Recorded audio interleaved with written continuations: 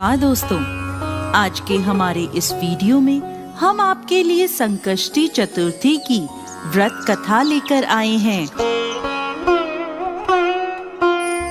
एक समय की बात है, किसी नगर में एक देवरानी और जेठानी रहते थे। जेठानी अमीर थी और देवरानी गरीब थी। देवरानी का पति जंगल से लकड़ियां काटकर शहर में बेचता था। अक्सर वो बीमार रहा करता था।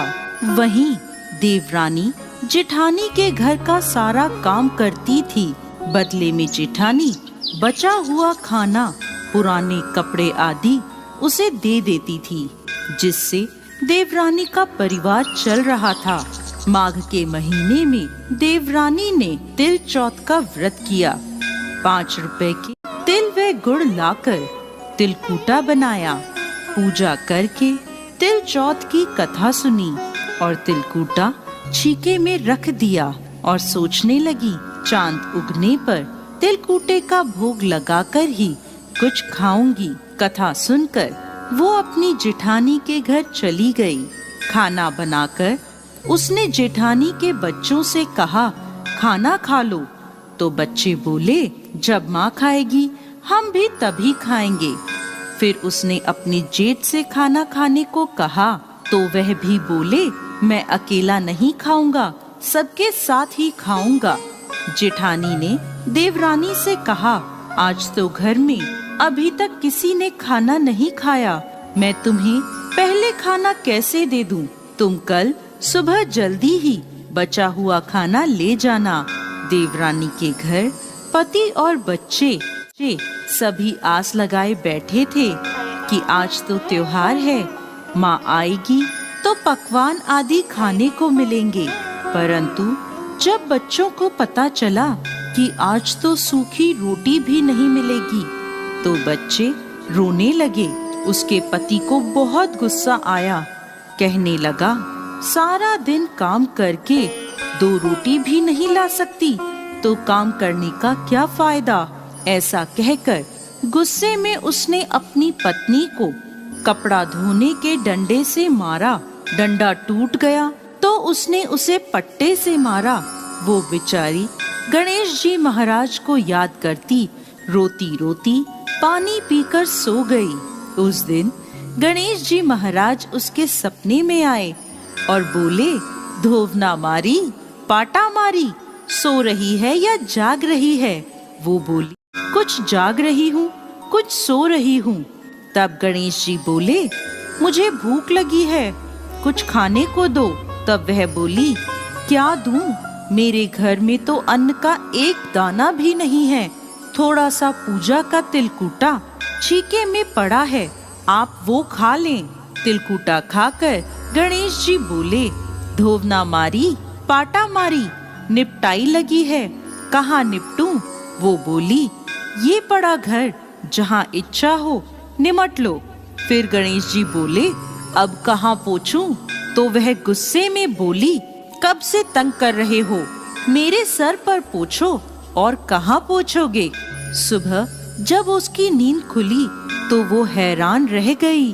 उसका पूरा घर हीरे मोतियों से जगमगा रहा था। उसके माथे पर हीरे मोती जगमगा रहे थे। उस दिन वो जेठानी के यहाँ काम करने नहीं गई। काफी देर राह देखने के बाद जेठानी ने अपने बच्चों को चाची को बुलाने भेजा।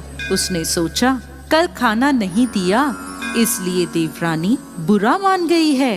बच्चे बुलाने गए और बोले, चाची चाची चलो, माँ ने बुलाया है, सारा काम पड़ा है। तब देवरानी बोली, बेटा बहुत दिन तुम्हारी माँ के काम कर लिया, अब तुम अपनी माँ को मेरे यहाँ काम करने भेज दो। बच्चों ने घर जाकर अपनी माँ को सारी बात बताई कि चाची का घर हीरे मोतियों से जगमगा रहा है। जेठानी दौड़ती हुई देवरानी के घर पहुँची और बोली, ये सब कैसे हुआ? देवरानी ने गणेश जी महाराज की सारी लीला जेठानी को बता दी। घर लौटकर जेठानी अपने पति से बोली, आप मुझे धोवने और पाटे से मारो। उसका पति बोला, अरे भली मानस, मैंने तो आज तक कभी तुम्हें नहीं मारा, अब मैं तुम्हें कैसे मार सकता हूँ। लेकिन वो नहीं मानी और जिद करने लगी। मजबूरन उसके पति ने उसे खूब मारा। जेठानी ने खूब सारा घी डालकर चूरमा बनाया और छीके में रख कर सो गई। रात को चौथ विनायक जी सपने में आए और बोले, भूख लगी है, क्या खाऊं?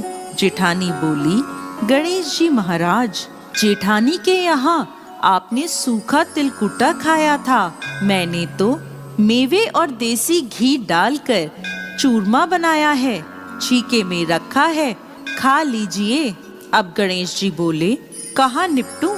जेठानी बोली, उसके यहाँ तो टूटी फूटी झोपड़ी थी, मेरे यहाँ तो महल है, जहाँ चाहे निमट लें। अब गणेश जी पूछते हैं, अब इसे कहाँ पोंछूं? जेठानी बोली, उसका तो गंदा सा माथा था, मैंने तो चमेली का तेल लगाया है, मेरे माथे पर पोंछिए। धन की लोभी जेठानी सुबह जल्दी ये सोचकर उठी कि उसका घर हीरे मोतियों से जगमगा रहा होगा, लेकिन देखा तो पूरे घर में गंदगी फैली थी, तेज बदबू आ रही थी, उसके सिर पर भी गंदगी लगी थी। वो बोली, हे गणेश जी महाराज, ये आपने क्या किया? मुझसे रूठे और देवरानी पर टूटे। जेठानी ने सफाई करने की बहुत कोशिश करी, परंतु गंदगी और फैलती गई। जेठानी के पति को जब ये मालूम चला तो वो बहुत नाराज हुआ और बोला, तेरे पास सब कुछ, तेरा मन नहीं भरा, देख ये तेरे लालच का नतीजा है। परेशान होकर जेठानी गणेश जी महाराज से विनती करने लगी, माफी मांगने लगी। गणेश जी बोले, देवरानी से जलने से और धन के लोभ में तुमने जो किया ये उसका नतीजा है। इस प्रकार जेठानी को सबक सिखाते हुए गणेश जी महाराज ने अपनी माया समेट ली। हे गणेश जी महाराज, जैसे देवरानी पर कृपा करी वैसे सब पर करना। कहानी कहने वाले, सुनने वाले और हुंकारा भरने वाले सब पर कृपा करना, और जेठानी को जैसी सजा दी वैसी किसी को मत देना। तो दोस्तों, कैसी लगी आपको आज की हमारी ये कहानी? हमें कमेंट बॉक्स में लिखकर जरूर भेजिएगा और साथ ही साथ हमारे इस चैनल को सब्सक्राइब जरूर करें।